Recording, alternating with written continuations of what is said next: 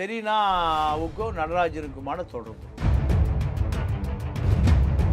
நடராஜனுடைய கரு செரீனா வயிற்றில் வளர்கிறது.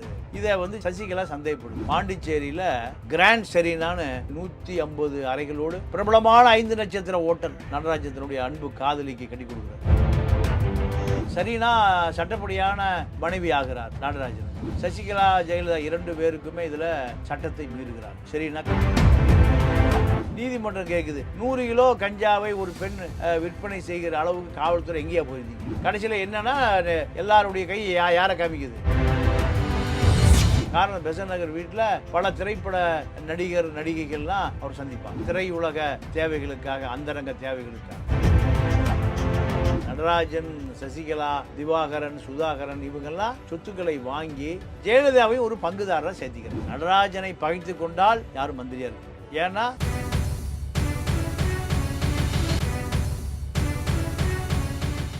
சசிகலா நடராஜன்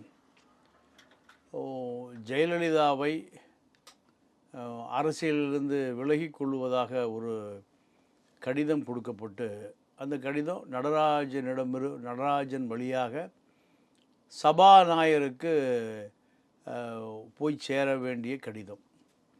அது நடராஜன் வீட்டில் இருக்குது. நடராஜன் வீட்டில் காவல்துறை ஒரு பரிசோதனை செய்கிற பொழுது அந்த தபால் எடுக்கப்பட்டு அது நேரடியாகவே சபாநாயகரிடம் சேர்க்கப்படுகிறது. அப்படி சேர்க்கப்படுகிற போது சபாநாயகர் அதை ஏற்றுக்கொள்ள முடியாத ஒரு சட்டச்சிக்கல் ஏற்படுகிறது. எப்படி சட்டச்சிக்கல் ஏற்படுதுன்னா, நடராஜன் வீட்டில் கைது செய்யப்படுகிற நிலையில் பறிமுதல் செய்யப்படுகிறது அந்த ஆவணம்.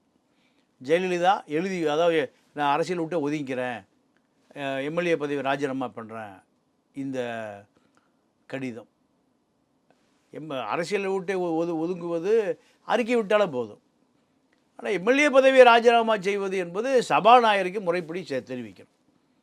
சபாநாயகர் அதை ஏற்றுக்கொண்டால்தான் சட்டமன்ற உறுப்பினர் பதவி ராஜினாமா செய்தால் வேறு தேர்தல் வரும், வேறு யாராவது வேட்பாளர் இருப்பாங்க. அப்போ அது சட்டபூர்வமாக சபாநாயகர் அறிவிக்க வேண்டும். அதாவது அந்த சட்டமன்ற உறுப்பினர் பதவி விலகலை நீங்கள் சட்டபூர்வமாக ஏற்றுக்கொண்டால் மட்டும்தான் அவருடைய பதவி விலகல் ஏற்றுக்கொள்ளப்படும் சட்டபூர்வமாக.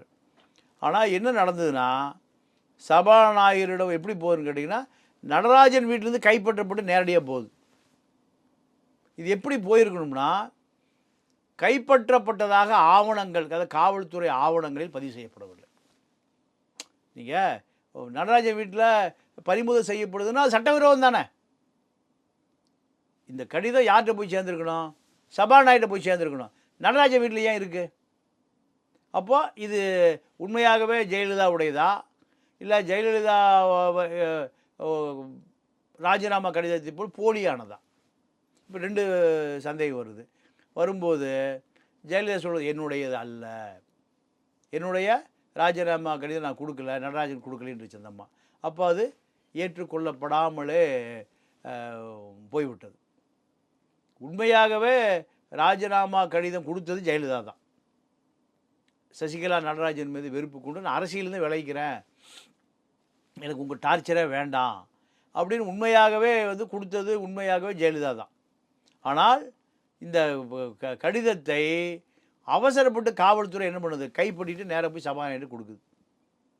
சபாநாயகர் கொடுக்கும்போது எங்கேருந்து வந்தது, யார் இதை கொடுத்தா, அதுக்கு எந்த விதமான ஆதாரங்களையும் சமர்ப்பிக்க முடியல. நடராஜன் வீட்டுக்கு எப்படி வந்தது? நடராஜன் வீட்டிலிருந்து கைப்பற்றப்பட்டதுன்னு அதுக்கு பதிவு செய்திருந்தால் சபாநாயகர் ஏற்றிருப்பார், ஜெயலலிதாவுடைய சட்டமன்ற பதவி ராஜினாமா செய்யப்பட்டிருக்கும். இது நடராஜனை பொறுத்தவரை சர்ச்சை. அதே போல் இன்னொரு சர்ச்சை என்னன்னு கேட்டிங்கன்னா, செரீனா வழக்கு என்னென்னு கேட்டிங்கன்னா, செரீனாவுக்கும் நடராஜனுக்குமான தொடர்பு. நடராஜனுடைய கரு செரீனா வயிற்றில் வளர்கிறது. இதை சசிகலா சந்தேகப்பட்டால் நீங்கள் நடராஜன் பெயரில் இருக்கக்கூடிய சட்டபூர்வமான சொத்துக்கள் பூரா செரீனாவுடைய வாரிசுக்கு போயிடும். அப்போ செரீனா சட்டப்படியான மனைவி ஆகிறார் நடராஜனுக்கு. இது சசிகலா ஜெயலலிதா 2 பேருக்குமே இதில் சட்டத்தை மீறுகிறார்கள். சரின்னா கைது செய்யப்படுகிறார். எப்படி கைது செய்யப்படுறாருன்னா 100 கிலோ கஞ்சா வச்சுருந்ததாக. 1 கிலோ 2 கிலோ இல்லை, 100 கிலோ. நீதிமன்றம் கேட்குது, 100 கிலோ கஞ்சாவை ஒரு பெண் விற்பனை செய்கிற அளவுக்கு காவல்துறை எங்கேயா போயிருந்தீங்க? சட்டவிரோத வியாபாரம் செய்கிற அளவுக்கு காவல்துறை என்ன பண்ணிட்டுதுன்னு கேட்குது. இந்த பொண்ணை பார்த்தா கஞ்சா வியாபாரம் பண்ணுற மாதிரி தெரியல, ஏதோ இந்த வழக்கு பின்னணியில் பல மர்மங்கள் இருக்குது, என்னன்னு கேட்குது. கடைசியில் என்னன்னா எல்லாருடைய கை யாரை காமிக்குது? நடராஜனை காமிக்குது. சசிகலா நடராஜன். எல்லாருக்குமே நீங்கள் கணவன் பேர் முன்னாடி இருக்கும், மனைவி பேர் பின்னாடி இருக்கும். நடராஜன் சசிகலா தான் இருக்கும். ஆனால் இங்கே தான் சசிகலா நடராஜன். இப்போ அந்த அம்மா பேரை கூட எடுத்துருச்சு. என் சசிகலா இல்லாமல் விகே சசிகலாவாக மாறிடுச்சு.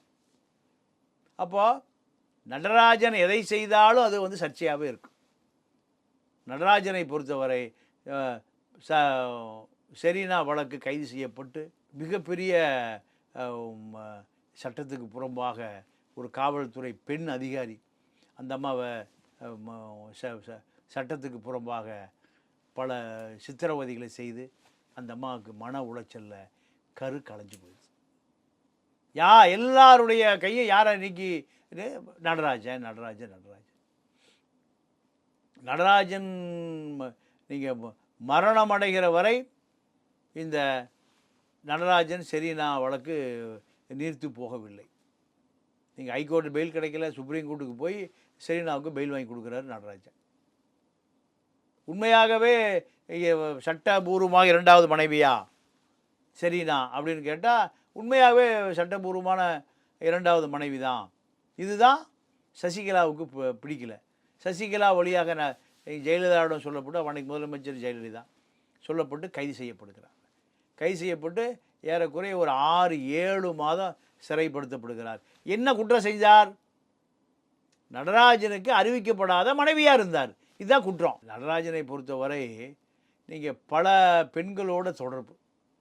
எப்படின்னா, நீங்கள் பல சினிமா நடிகளோடு அவர் கிசுக்கப்படுவார். நீங்கள் மீனாவை சந்திப்பார். எதற்குன்னு கேட்டால் திரைப்படம் ஒரு சீரியல் எடுக்கணும், அது சம்மந்தமான ஒரு டிஸ்கஷனுக்குவார். இப்படி பல விஷயங்கள் நடராஜன் மேலே பெரிய புகார் வரும். நீங்கள் மனோஜ்குமார் பாரதிராஜா மச்சான நீங்கள் ப்ரொடியூசராகவே ஆக்கி வச்சுருந்தார் தன்னுடைய திரையுலக தேவைகளுக்காக, அந்தரங்க தேவைகளுக்காக அவர் ஒரு ப்ரொடியூசராக ஆக்கி வச்சுருந்தார். அப்போது செரீனா வழக்கு நீங்கள் நீண்டு கொண்டே போகும்போது நடராஜன் மீது இந்த கிசுகள் நிறைய வந்துகிட்டே இருக்கும்.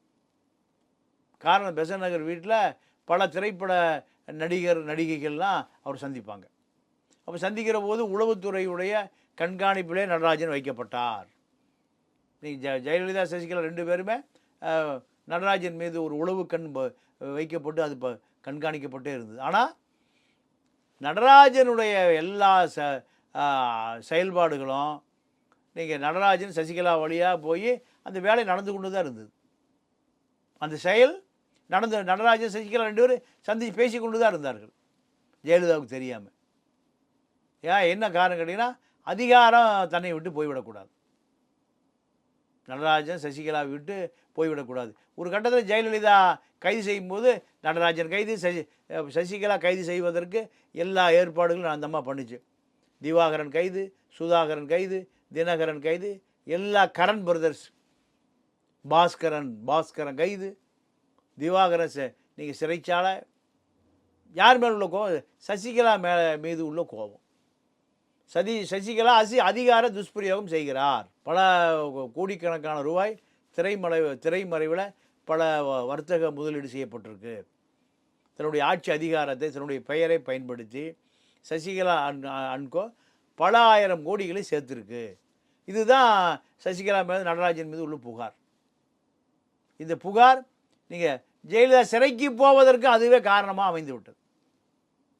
ஜெயலலிதா மீது வழக்கு என்னென்னு கேட்டிங்கன்னா, ₹1 சம்பளம் வாங்குகிற ஜெயலலிதாவுக்கு எப்படி 67 கோடி ரூபாய் சொத்து வந்தது அளவுக்கு அதிகமாக? அப்போ இதை லஞ்சம் வாங்கியிருக்கணும், அதிகார துஷ்பிரயோகம் பண்ணி வாங்கியிருக்கணும்.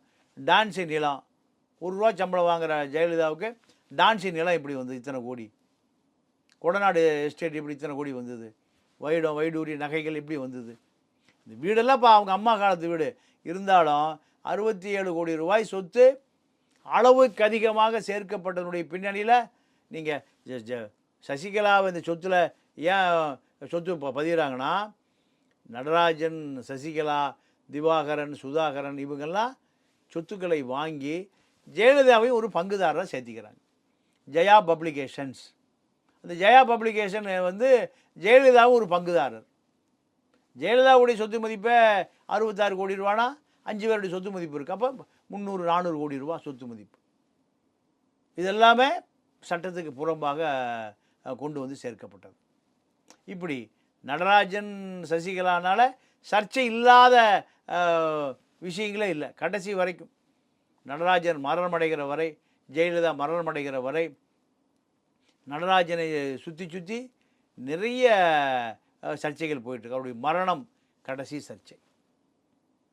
நீங்கள் ஒரு தலித் இளைஞன், நீங்கள் அப்போ அமைச்சர் யாருன்னு கேட்டிங்கன்னா விஜயபாஸ்கர். புதுக்கோட்டையில் ஒரு வாகனத்தால் மோதப்பட்டு அந்த இளைஞன் விபத்து, செயற்கையான விபத்து ஏற்படுத்தப்பட்டு அவனுடைய கல்லீரல் நீங்கள் எங்கே திருச்சியிலேருந்து சென்னைக்கு ஏர் ஆம்புலன்ஸில் கொண்டு வரப்பட்டு நடராஜன் படுத்திருந்த குளோபல் மருத்துவமனையில் நடராஜனுக்கு இந்த கல்லீரல் பொருத்தப்படுகிறது. இதே ஒரு சர்ச்சை தான். இந்த விபத்து இயற்கையான விபத்து அல்ல, செயற்கையான விபத்து. ஒரு இளைஞன் கொல்லப்படுகிறார் நடராஜனுக்காக, விஜயபாஸ்கர் இதை செய்கிறார். இதுதான் நீங்கள் அந்த நேரத்தில் உள்ள சர்ச்சை. அப்போது ஒரு உயிர் அநியாயமாக பறிக்கப்படுகிறது நடராஜனுக்காக. ஒரு தலித் இளைஞன் அநியாயமாக கொல்லப்படுகிறான். நடராஜனுடைய உயிர் காப்பாற்றப்படுதானா நீங்கள் அந்த கல்லீரல் பொருத்தப்பட்டு சில காலத்தில் நடராஜன் இறந்து போகிறார். அப்போ நடராஜனை பொறுத்தவரை எதை செய்தாலும், எப்போ சாதாரண ஏபிஆர்ஓவாக இருந்து எல் கணேசன் திருமணம் பண்ணி வைக்கிறார் சசிகலாவுக்கு நடராஜனுக்கு. யார் தலைமையில்? கருணாநிதி தலைமையில். ஜெயலலிதாவுக்கு அரசியல் அங்கீகாரம் கொடுத்து ஜெயலலிதாவை கருணாநிதிக்கு எதிராக இவ்வளோ பெரிய அதிகார மையமாக மாற்றிய நடராஜன் சசிகலா திருமணம் பண்ணி வச்சது யார்? கருணாநிதி. அதாவது இதில் உள்ள பியூட்டி. கருணாநிதியுடைய தயவில் தான் இவர் ஏபிஆர்ஓவாக வேலை கொடுக்கப்படுகிறது. அப்போ ஏபிஆர்ஓவா வேலையிலிருந்து தான் இவர் பிஆர்ஓவை கடலூர் வந்த பிறகு ஜெயலலிதாவுக்கான அரசியல் ஆலோசகர். அப்போது கடலூர் பிஆர்ஓ நடராஜன். கடலூரில் தான் சசிகலாவும் நடராஜனும் வாழ்க்கையை ஓட்டிகிட்டு இருக்காங்க. அப்போது கடலூரில் இருந்து தான் இவர்களுடைய வாழ்க்கை ஜெயலலிதாவோடு தொடர்பு ஏற்படுத்துது. இது விபத்தே ஒரு செயற்கை விபத்து, ஆனால் அது இயற்கை விபத்தை போல பதிவு செய்யப்பட்டது. அப்புறம் எப்படி நஷ்டீடு கொடுப்பாங்க? இந்த விஷயம் வெளியே தெரியக்கூடாது தானே. இப்போ பெரிய அளவில் எந்த உதவி செய்த மாதிரி தெரியல. ஆனால் விஜயபாஸ்கர் இது வெளியே வராமல் இருப்பதற்கு, ஏன்னா விஜயபாஸ்கர் அங்கே ஒரு மிகப்பெரிய அதிகார மையம், சக்தி. அதனால் கூப்பிட்டு ஏதாவது ரகசியமாக கொடுத்துருப்பார். நடராஜனுக்கு விஜயபாஸ்கர் மிக நெருங்கிய பல உதவிகளை செய்து கொண்டிருந்தார். அதனால் நீங்கள் நடராஜனை பகைத்து கொண்டால் யாரும் மந்திரியாக இருக்க முடியாது. ஏன்னா சசிகலாவுடைய கவனத்துக்கு போகப்படும். சசிகலாவுடைய கவனத்துக்கு போச்சுன்னா அவர் மந்திரி, இல்லைன்னா முன்னாள் மந்திரி, இல்லைன்னா எந்திரி. அதனால் ஜெயலலிதாவை பார்த்து பயப்படுறாங்களோ இல்லையோ, சசிகலாவையும் நடராஜனையும் பார்த்து அனைத்து மந்திரிகளும் பயந்தே ஆக வேண்டும். இல்லைன்னா இவர்களுடைய அரசியல் வாழ்க்கை அஸ்தமிச்சு போகும். இல்லை சரினா அந்த பொண்ணு மதுரையில் ஒரு கல்லூரி மாணவி ஒரு கல்லூரி விழாவுக்கு நடராஜன் போகிறாரு. போகிற பொழுது தந்தை தாய், அவர் ஒரு இராணுவத்தில் இருக்கார். தாய் முஸ்லீம், தந்தை இந்து, சரினா. அப்போ ஒரு கல்லூரி விழாவில் பார்க்குறாரு. கல்லூரி விழாவில் பார்க்குற பொழுது 2 பேருக்கும் ஒரு தொடர்பு ஏற்படுது. அந்த தொடர்பு தான் கணவன் மனைவி வரை தொடர்கிறது. வேற ஒன்றும் இல்லை. கல்லூரி விழா, நீங்கள் கல்லூரி விழாவிலிருந்து நீங்கள் பாண்டிச்சேரியில் கிராண்ட் செரீனான்னு ஒரு 5 நட்சத்திர ஹோட்டல் கட்டி கொடுக்குற அளவுக்கு அவருடைய நட்பு வளருது. பாண்டிச்சேரி ஆரோவில்ல ஹோட்டல் கிராண்ட் செரீனா 150 அறைகளோடு 10 ஏக்கராவில் பிரபலமான 5 நட்சத்திர ஹோட்டல் நடராஜத்தினுடைய அன்பு காதலிக்கு கட்டி கொடுக்குறாரு. ஹோட்டல் கிராண்ட் செரீனா, அந்த ஹோட்டல் நானே போயிருக்கேன். அப்போது தமிழ்நாட்டு மக்களுடைய உழைப்பு, தமிழ்நாடு மக்களுடைய வரிப்பணம், பல்வேறு சட்டவிரோதமான செயல்களுக்கு இந்த திராவிட இயக்கத்தால், அதிமுக திமுக 2 இயக்கத்தால் நீங்கள் பல முறை பயன்படுத்தப்பட்டிருக்கிறது. மக்களுடைய வரிப்பணம் நடராஜனுடைய அந்த புறத்துக்காக பல கோடி ரூபாய். நடராஜனுக்கு ஏது பல 100 கோடி அரசிலிருந்து, அரசு லைசன் ஒர்க்கு, அரசு கான்ட்ராக்டு, அரசு ஒப்பந்தம், அதிலிருந்து பெறப்படுகிற கமிஷன் தானே. ஒரு 500 கோடி ரூபா ஒரு கான்ட்ராக்டர் நடராஜன் வாங்கி கொடுத்தாருன்னா 50 கோடி ரூபா கமிஷன் கொடுத்துட்டு போயிடுவான். இப்படித்தானே நடராஜனை எந்த விதமான பதவியும் இல்லை, எந்த விதமான அரசியல் தலைவர் இல்லை, எம்எல்ஏ இல்லை, எம்பி இல்லை. மக்களுடைய வரிப்பணம், மக்களுடைய உழைப்பு, மக்களுடைய வேர்வை, இதுதான் திமுக அதிமுக 2 பக்கமும் பல லட்சம் கோடி திருடப்படுகிறது. இதுதான் திராவிட இயக்கத்தினுடைய கொள்கையாக இருக்கிறது.